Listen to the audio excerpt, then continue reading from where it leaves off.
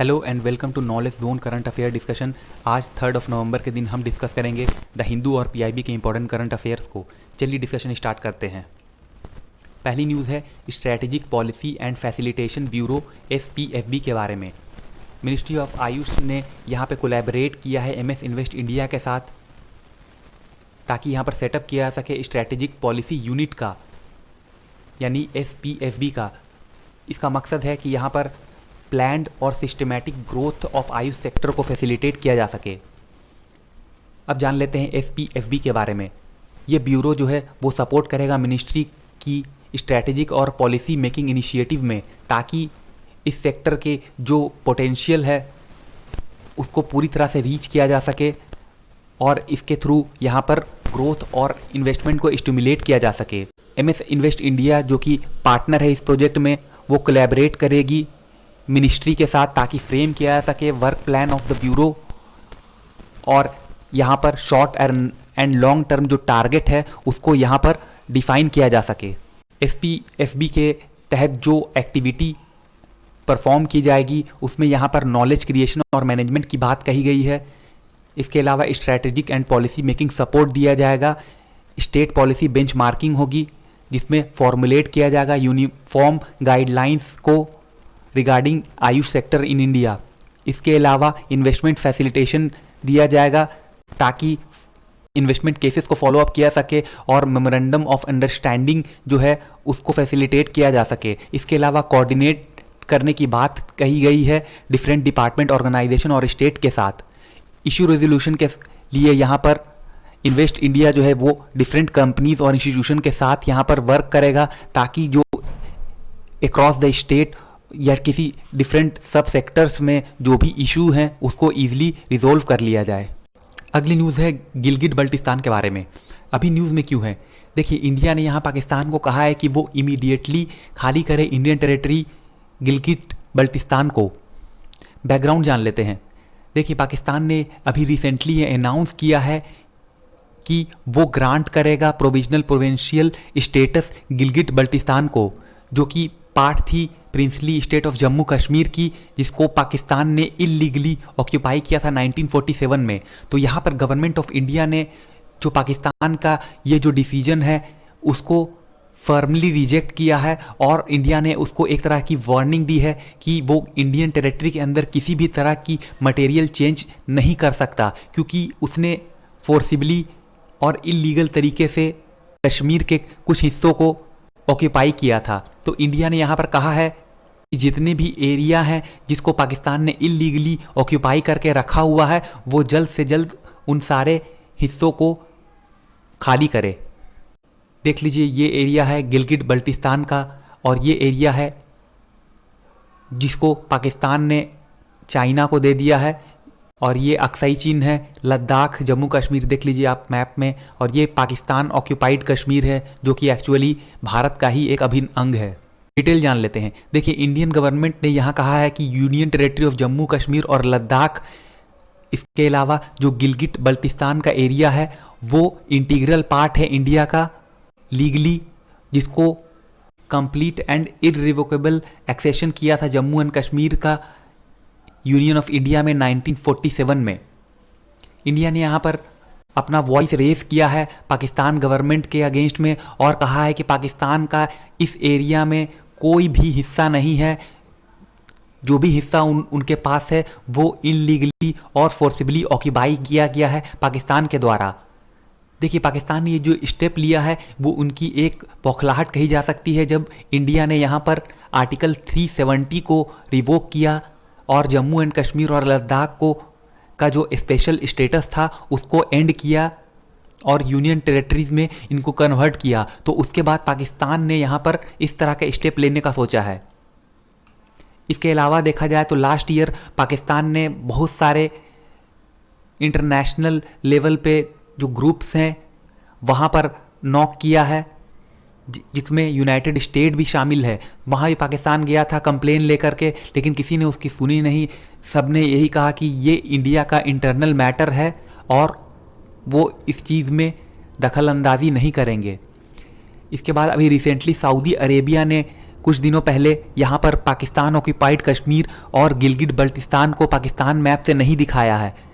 इसके अलावा भी उन्होंने जो उनकी जो बैंक नोट अभी G20 बैंक नोट आई है उस पर इस एरिया को इंडिया का हिस्सा भी नहीं दिखाया है और पाकिस्तान का हिस्सा भी नहीं दिखाया, यानी कि इसको एक इंडिपेंडेंट हिस्सा दिखाया है, जो कि इंडियन मैप से एक बहुत बड़ी छेड़खानी है। तो इंडियन गवर्नमेंट ने यहाँ पर सऊदी एम्बेसी से इसके लिए उनका जवाब मांगा है। अगली न्यूज़ है इंडस्ट्रियल रिलेशंस कोड 2020 के बारे में। अभी न्यूज़ में क्यों है, यहाँ पे मिनिस्ट्री ऑफ लेबर ने नोटिफाई किया है ड्राफ्ट रूल को फॉर इंडस्ट्रियल रिलेशन कोड 2020 के लिए। ये रूल जो है उसको इम्प्लीमेंट किया जाएगा अप्रैल 2021 से। इंडस्ट्रियल रिलेशन कोड 2020 जो है इसमें लेबर कोड को पास किया गया है पार्लियामेंट के द्वारा, जो कि शामिल होगा 3 लॉ जो रिलेटेड होंगे इंडस्ट्रियल डिस्प्यूट से, ट्रेड यूनियंस और स्टैंडिंग ऑर्डर से। इसके अलावा ये लिस्ट करेगा डिटेल्स को, जो भी सर्विस कंडीशन होगी एम्प्लॉय की उससे। इम्पैक्ट क्या है, देखिए ये रूल जो है जिसको यहाँ पे मिनिस्ट्री ने यहाँ पे पब्लिक के कमेंट के लिए 30 डेज के लिए ओपन कर दिया है। ये सुपरसीड करेगी इंडस्ट्रियल ट्रिब्यूनल रूल 1949 को। इसके अलावा industrial tribunal central procedure rule 1954, industrial dispute rule 1957 और इंडस्ट्रियल एम्प्लॉयमेंट सेंट्रल रूल्स 1946 को। की हाइलाइट्स क्या है, ये जो ड्राफ्ट रूल है वो इम्प्लाई करेगा, ये ड्राफ्ट रूल जो है वो इनेबल करेगा एम्प्लॉयर को कि वो परमिशन ले और वर्कर को यहाँ पर सबमिट करनी होगी नोटिस। अगर वो किसी तरह की स्ट्राइक करते हैं तो उनको यहाँ पर एक नोटिस सबमिट करनी होगी इलेक्ट्रॉनिकली। इसके अलावा जो नोटिस होगी स्ट्राइक की उसको साइन करवाना होगा सेक्रेटरी से, और जो 5 इलेक्टेड रिप्रेजेंटेटिव होंगे ट्रेड यूनियन के उनके द्वारा, और इसको एम्प्लॉयर को उन्हें देना होगा। और इसकी जो कॉपी है वो चीफ लेबर कमिश्नर को सेंड करनी होगी इलेक्ट्रॉनिकली या फिजिकली भी इसको सेंड किया जा सकता है।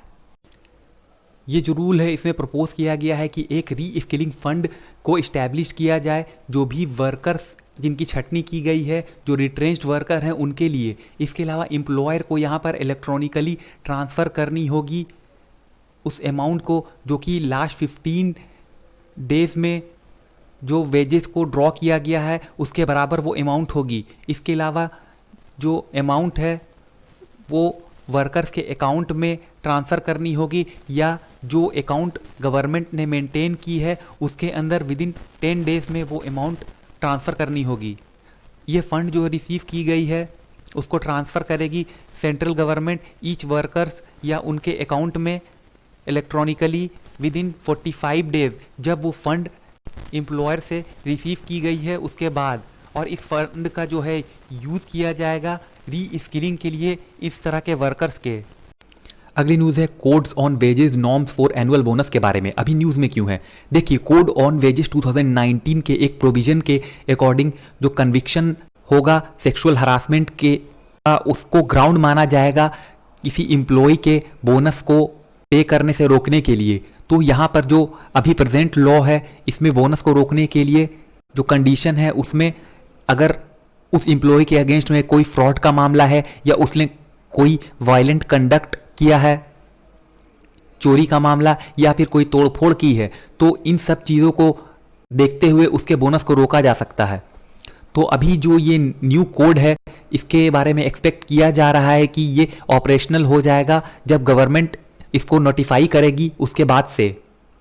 सिग्निफिकेंस क्या है, देखिए ये काफ़ी बड़ा स्टेप माना जा रहा है जो भी एम्प्लॉयज़ वर्क प्लेस में काम करते हैं उनके बिहेवियर को सुधारने के लिए, क्योंकि यहाँ पर उनके दिमाग में एक चीज़ होगी कि अगर वो किसी ऐसे मामले में जहाँ पर सेक्सुअल हरासमेंट का केस है अगर वो उसमें पकड़े जाते हैं तो वो अपनी बोनस जो है वो उसको लूज़ कर सकते हैं। इसके अलावा यहाँ पर जो है काफ़ी अच्छा स्टेप इसको माना जा रहा है कि जो सीरियसनेस है, जो सेक्सुअल हरासमेंट के इंस्टेंसेस आते रहते हैं वर्क प्लेस में, उसके अगेंस्ट में सीरियसनेस क्रिएट की जा सकती है इस तरह के लॉ को ला करके।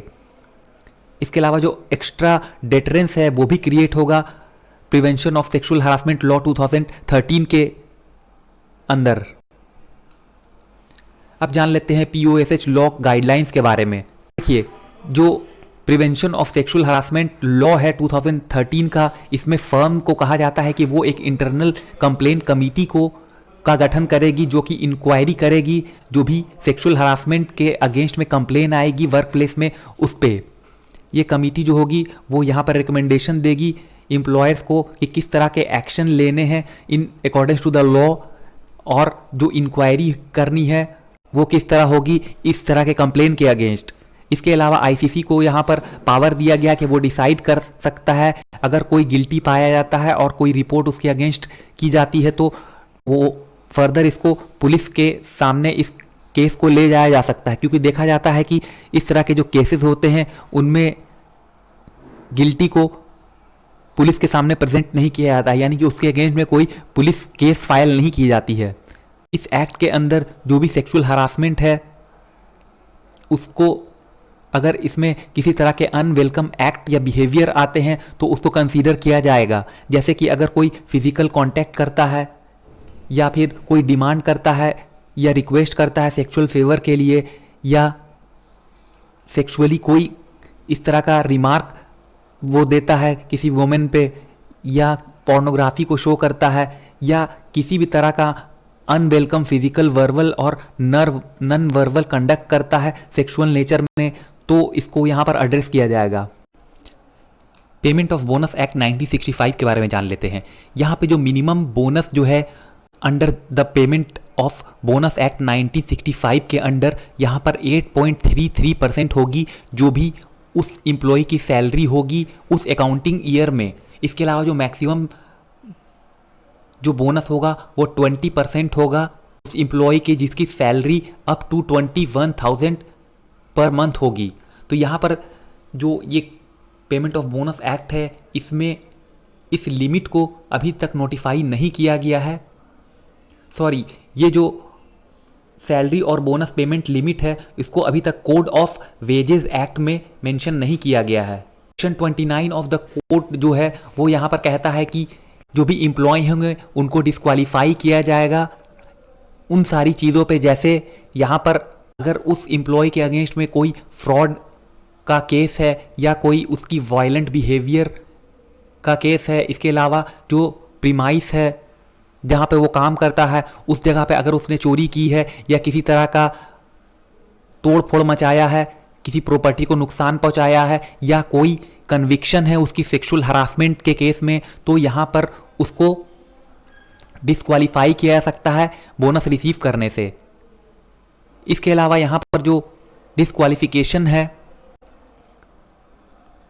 वो एम्प्लॉयर के प्रीमाइसेस के बारे में यहाँ पर कोई मेंशन नहीं किया गया है कि अगर कोई कन्विक्शन होता है अंडर सेक्सुअल हरासमेंट तो वो इंक्लूड नहीं करेगा उस कंडीशन को जो लोकेशन होगा इंसिडेंट का उसमें। इसके अलावा भी इसमें कुछ खामियां हैं, जैसे कि अगर यहाँ पर इसमें ये चीज़ मेंशन नहीं की गई है कि अगर वुमेन के अगेंस्ट में अगर कोई क्राइम होता है वर्क प्लेस के बाहर तो क्या इस केस में उस एम्प्लॉय को डिसमिस किया जाएगा या उसकी जो बोनस पेमेंट है वो उसको नहीं दी जाएगी, उसको रोका जाएगा। तो इस तरह का जो मतलब कि इस तरह की जो चीज़ें हैं वो यहाँ पर मेंशन नहीं है। तो वे फॉर्मेट क्या है यहाँ पर, देखिए यहाँ पर रूल जो है उसको बिल्कुल ही क्रिस्टल क्लियर होना चाहिए, और यहाँ पर देखना चाहिए कि जो कन्विक्शन होती है ICC के इन्वेस्टिगेशन के बाद तो वहाँ पर जो भी विक्टिम है उसको कंपनसेशन जो है वो मिलता है या नहीं मिलता है, इसको इंश्योर करना चाहिए। अगली न्यूज़ है आर्मी एविएशन कॉर्प्स के बारे में। आर्मी एविएशन कॉर्प्स जो कि यंगेस्ट कॉर्प है इंडियन आर्मी की, उसने सेलिब्रेट की 35th कॉर्प्स डे को नवंबर 1 के दिन। आर्मी एविएशन कॉर्प्स के बारे में जान लेते हैं। ये कॉर्प जो है उसको रेस्ट किया गया था as a separate formation on November 1 1986 के दिन। AAC जो है वो मेनली जो अपने ऑफिसर्स हैं उसको ड्रॉ करती है ऑल आर्म्स ऑफ आर्मी से, जिसमें कि सिग्निफिकेंट नंबर जो है वो आर्टिलरी से होता है। तो आफ्टर रेजिंग दिस कॉर्प्स इसके यूनिट को प्रेस किया गया into action in operational Pawan by the Indian peace keeping force, जो कि mostly jungle areas of Sri Lanka के हैं, अगेंस्ट तमिल टाइगर्स। और तब से जो है AAC हेलीकॉप्टर जो है वो इनसेपरेबल पार्ट हो गया है फाइटिंग फॉर्मेशन के लिए। जितने भी मेजर कॉन्फ्लिक्ट सिनारियो होते हैं और जो भी लाइफ सेविंग एसेट्स होते हैं पीस के समय, मेन रोल जो है जो AAC प्ले करती है, AAC चॉपर्स प्ले करती है, उसका काम है ऑब्जर्वेशन करना, कैजुअलिटी इवैक्यूएशन करना, इसेंशियल लोड ड्रॉप करना, इसके अलावा combat search and rescue operation को परफॉर्म करना। तो ये एक इनवैल्यूएबल डायमेंशन जो है वो इंडियन आर्मी को यहाँ पर देती है। कुछ इंपॉर्टेंट इंफॉर्मेशन है उसके बारे में जान लेते हैं। लास्ट ईयर अक्टूबर में रामनाथ कोविंद जी ने यहाँ पर प्रेजेंट किया president's colour army aviation corps को एक सेरेमोनियल परेड के अंदर, जो कि army aviation base Nashik road में की गई थी।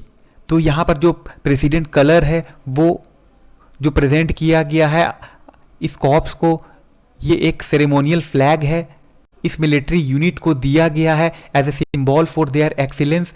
और यहाँ पर जो उनका कंट्रीब्यूशन रहा है वॉर और पीस के दौरान, तो उसको यहाँ पर रिकॉग्नाइज किया गया है।